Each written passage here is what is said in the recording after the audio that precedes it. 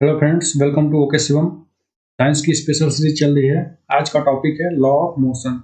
Law of motion के 10 question को यहाँ पे हम लोग कंप्लीट करने वाले हैं। चैनल पर नए हो, पहली बार आए हो, वीडियो को पहली बार देख रहे हो तो चैनल को सब्सक्राइब कर लेना, वीडियो को लाइक शेयर जरूर करना। चलो स्टार्ट करते हैं। पहला क्वेश्चन से देखो, न्यूटन के गति के दूसरे नियम का समीकरणीय रूप है। न्यूटन के गति के दूसरे नियम के बारे में बात करना है, ठीक है।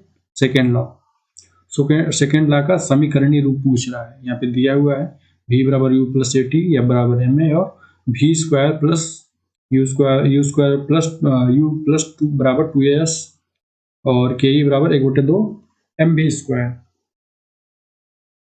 तो न्यूटन के दूसरे नियम का समीकरणीय रूप कौन सा होगा? न्यूटन का दूसरा नियम कौन सा कहते हो, किसके अंतर्गत, किस फार्मूले में आएगा?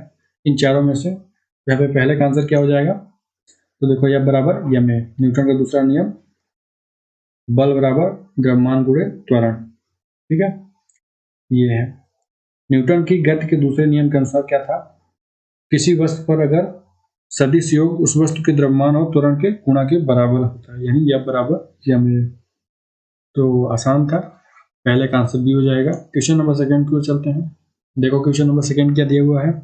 यदि किसी वस्तु पर कुल बाह्य बल शून्य है, कोई वस्तु है उस पर कोई बाह्य बल शून्य है, ठीक है, उसका त्वरण शून्य होगा। यानी अगर किसी बाह्य वस्तु पर कोई बाह्य बल शून्य है तो उसका त्वरण भी शून्य होगा, ठीक है। अब आगे देखो, त्वरण केवल तभी शून्य नहीं हो सकता है जब वस्तु पर कुल बाह्य बल मौजूद हो। यह कौन सा नियम था? ये स्टेटमेंट जो आपको हमने पढ़ा अभी, तो आपको बताना है कि न्यूटन गति कौन से नियम के अंतर्गत आता है।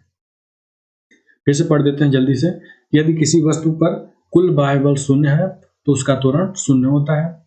त्वरण केवल तभी शून्य नहीं हो सकता है जब वस्तु पर कुल बाह्य बल मौजूद हो, यानी कुछ बल लग रहा हो, वहां पे त्वरण शून्य नहीं होगा। यह न्यूटन के किस नियम के अंतर्गत आता है? तो न्यूटन की गति के पहला नियम के अंतर्गत, गति के दूसरे नियम के अंतर्गत, तीसरे नियम या चौथे नियम। तो इसका आंसर क्या हो जाएगा सेकंड का? यहाँ पे देखो, यहाँ पे आंसर हो जाएगा न्यूटन के पहला गति का नियम के अंतर्गत है। यानी कोई वस्तु चल रही है तो वह चलती रहेगी जब तक इस पर बाहरी बल न लगाया जाए, और कोई वस्तु स्थिर है तो वह स्थिर ही रहेगी जब तक उसमें कोई बाहरी फोर्स न लगाया जाए। तो यही उसका उदाहरण भी है इस स्टेटमेंट का, और इसका आंसर क्या हो जाएगा? ए नंबर, न्यूटन का पहले गति का नियम है, ठीक है। क्वेश्चन नंबर थर्ड की ओर चलते हैं। थर्ड देखो, निम्नलिखित में से कौन सा ऐसे असंपर्क बल के उदाहरण है? असंपर्क बल यानी बिना टच किए हुए लगता है। टच आपको नहीं करेगा लेकिन आपको लगेगा, महसूस होगा। ऐसा कौन सा असंपर्क बल संपर्क नहीं करेगा? तो पेशी बल, गुरुत्वाकर्षण बल, चुंबकीय बल, या बी और सी यानी गुरुत्वाकर्षण बल और चुंबकीय बल। असंपर्क बल के उदाहरण बताने हैं यहाँ पे। थर्ड का आंसर यहाँ पे क्या हो जाएगा?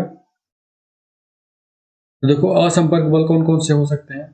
देखो, गुरुत्वाकर्षण बल जो तो लगता तो जो है लेकिन संपर्क नहीं रहता। दो वस्तुएं अगर दूर दूर हैं तो इन दोनों के एक दूसरे की ओर खींची चली जाएंगी, यही है ग्रेविटेशन फोर्स, ठीक है। जैसे आप लोग पृथ्वी पे ऊपर बैठे हो, पृथ्वी आपको नीचे की ओर खींचती है, अगर पृथ्वी ना खींचे तो आप लोग अंतरिक्ष में जाकर के भ्रमण करने लगे। यहाँ पे पृथ्वी अगर फेंक दे इधर से, रॉकेट से हम लोग फेंकते हैं ना उपग्रह को, तो वह फोर्स लगा के फेंकते हैं, ग्रेविटेशन के ज्यादा फोर्स लगाते हैं तब हम लोगों का रॉकेट यहाँ अंतरिक्ष में जाता है। तो यही पूछ रहा है कि असंपर्क बल के उदाहरण कौन कौन से होंगे। देखो, ग्रेविटेशन फोर्स हो गया, चुंबकीय बल भी आपका असंपर्क बल के अंतर्गत आता है। चुंबकीय बल क्या होता है? मान लीजिए किसी भी ये आपका तारों से लपेट हुए कुंडली है, और यहाँ पे कोई सामने यहाँ पे वो रख दिए, लोहा रख दिए, तो जैसे ही इसमें करंट प्रोवाइड करेंगे तो ये अपनी ओर खींच लेगी, चुंबक बन जाता है। तो ये भी असंपर्क बल है, ठीक है। तो यहाँ पे दो ही उदाहरण है, तो हम लोग इसी को टिक करेंगे, ठीक है। तो यहाँ पे डी नंबर इसका आंसर हो जाएगा। सबसे उपयुक्त आंसर यहाँ पे डी नंबर हो जाएगा। बी और सी गुरुत्वाकर्षण बल और चुंबकीय बल असंपर्क बल के अंतर्गत आते हैं। थर्ड का answer D. Question number 4, comment box में जरूर बताते रहना किस प्रकार से क्वेश्चंस आप लोगों को समझ में आ रहे हैं, क्या कोई कॉन्सेप्ट छूट रहा है या फिर और आपको वहाँ पे कोई डाउट है। सारे क्वेश्चंस वहाँ पे डिस्कस करेंगे हम लोग। तो अभी पहले तो पढ़ लेते हैं क्वेश्चन नंबर 4। देखो, एक समान गति वाली बस से यात्रा करते समय हमारे शरीर को अचानक ब्रेक लगने पे झटका लगता है, ठीक है। यह एक दैनिक जीवन का उदाहरण है, यह डाट डाट का उदाहरण है।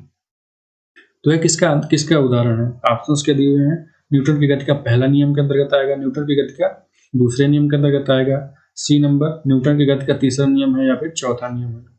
तो न्यूटन के तो 4 नियम है ही नहीं, तो ये ऑप्शन वैसे ही गलत हो रहा है। अब बताओ ए, बी और सी में से ऐसा कौन सा हो सकता है जो कि बस से यात्रा करते समय हमारे शरीर में अचानक जब ब्रेक लगता है तो आगे की ओर झुक जाता है, झटका लगता है।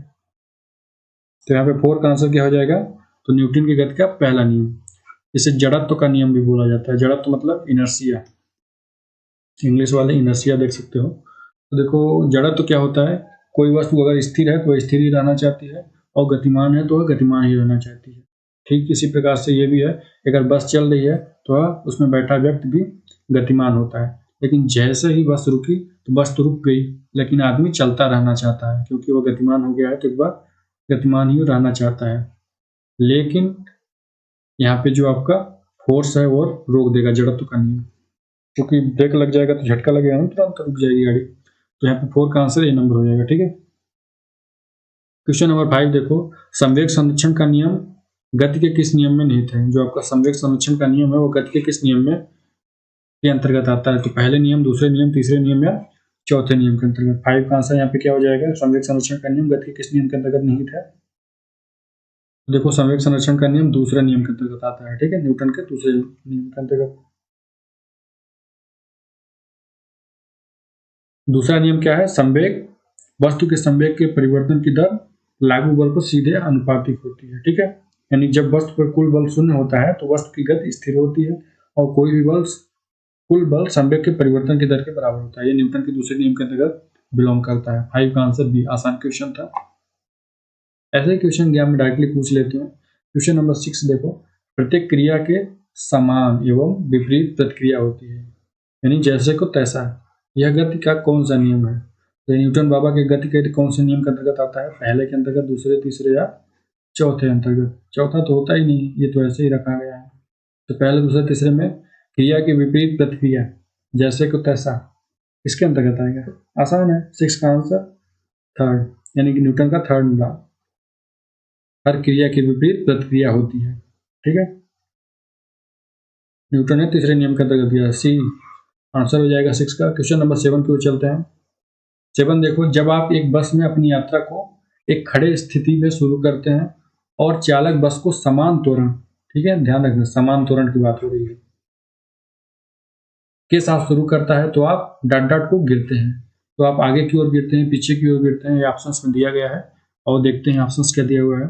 ये नंबर देखो, जब हमारी बस चल रही होती है उसमें हम खड़े रहते हैं, अगर समान त्वरण से बस चल रही है तो गुरुत्वाकर्षण बल के कारण हम लोग आगे गिर जाते हैं, गिरते हैं, या फिर जड़त्व आघूर्ण के कारण पीछे की ओर गिरते हैं, या फिर गुरुत्वाकर्षण बल के कारण बैठ जाते हैं, या फिर अपकेंद्री बल के कारण घूम जाते हैं जहां पे हम लोग खड़े होते हैं बस में। 7 का आंसर यहाँ पे क्या हो जाएगा? देखो जड़त्व के कारण जो होता है इसका आंसर हो जाएगा बी नंबर, जड़त्व आघूर्ण के कारण हम लोग पीछे गिरते हैं। मान लीजिए कोई बस है, समान त्वरण से चल रही है, मतलब उसके वेग को हमेशा बढ़ रहा है, कंटिन्यूअस वेग बढ़ रहा है। समान त्वरण का मतलब होता है वेग कंटिन्यूअस वृद्धि हो रही है। तो अगर वेग बढ़ रहा है और व्यक्ति कोई खड़ा है तो उसका वेग तो मान लो शुरुआत में कितना था 50, और गाड़ी का वेग हमेशा बढ़ रहा है 50, 51, 52, स्पीडोमीटर में देखोगे पता चलेगा, और कंटिन्यूअस है ये, तो हमेशा ये पीछे की ओर गिरेगा।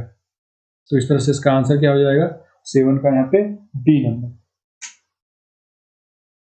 ठीक है, 7 का आंसर जड़त्व आघूर्ण कारण पीछे गिरेगा। क्वेश्चन नंबर 8 देखो, आवेग को आकस्मिक बल के रूप में भी जाना जाता है। जो आपका इम्पल्स होता है, आवेग होता है, उसको आकस्मिक बल के रूप में भी जाना जाता है। यह डॉट डॉट के बराबर होता है। तो ये किसके बराबर होता है? बल इंटू समयावधि के, संवेग में परिवर्तन के, या फिर ए और बी दोनों में, इनमें से कोई नहीं। 8 का आंसर यहाँ पे क्या हो जाएगा? आवेग को आकस्मिक बल के रूप में भी जाना जाता है। वह किसके बराबर होता है? यहाँ पे फार्मूला लिखा हुआ है से, तो इसका आंसर हो जाएगा सी नंबर, यानी जो आपका ए है और बी दोनों, यानी बल और समयावधि के गुणन को आवेग बोला जाता है, और संवेग में परिवर्तन भी आवेग ही कहलाता है। ठीक है, आवेगी बल जो होता है किसी अन्य बल की तरह ही होता है, बशर्ते यह विशाल और थोड़े समय के लिए होता है, मतलब बहुत ही ज्यादा मात्रा में लगाया गया बल लेकिन बिल्कुल कुछ सेकंड के लिए होता है, तो उसे क्या बोलते हैं? आवेग बोला जाता है।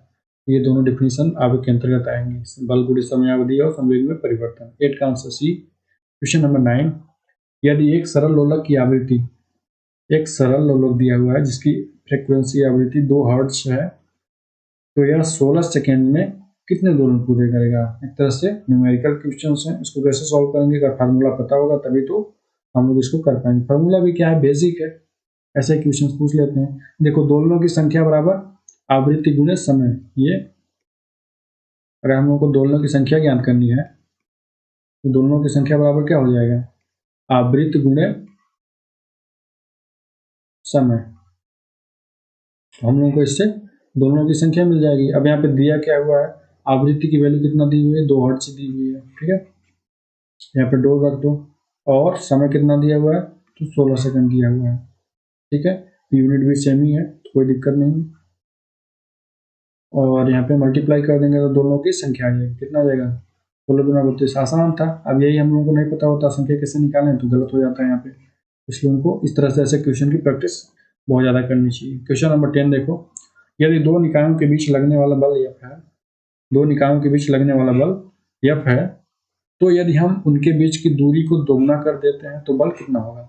दो निकायों के बीच मान लीजिए कोई फोर्स लग रहा है F, और यदि उनके बीच की दूरी को दोगुना कर दें, मान लीजिए 5 मीटर है, हम लोग यहाँ पे 10 मीटर कर दें, तो अब उसमें हमको बताना है कि बल कितना हो जाएगा। तो बल दोगुना हो जाएगा, आधा लगने लगेगा, या फिर 4 गुना हो जाएगा, या फिर 1/4 गुना हो जाएगा।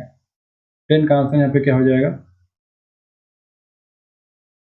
तो इसका आंसर देखो डी हो जाएगा, 1/4 गुना। जो आपका बल होता है F दो द्रव्यमानों के बीच की वर्ग दूरी के व्युत्क्रमानुपाती होता है, ठीक है, डी नंबर 1/4, ठीक है। तो हम यही बात कर रहे थे कि यहाँ पे दो द्रव्यमानों के बीच की वर्ग दूरी के व्युत्क्रमानुपाती होता है, इसलिए अगर दूरी को बढ़ाने पे उसका जो फोर्स हो जाएगा तो 1/4 गुना हो जाएगा, ठीक है, यहाँ पे F स्क्वायर के रूप में होगा। तो 10 का आंसर यहाँ पे डी नंबर।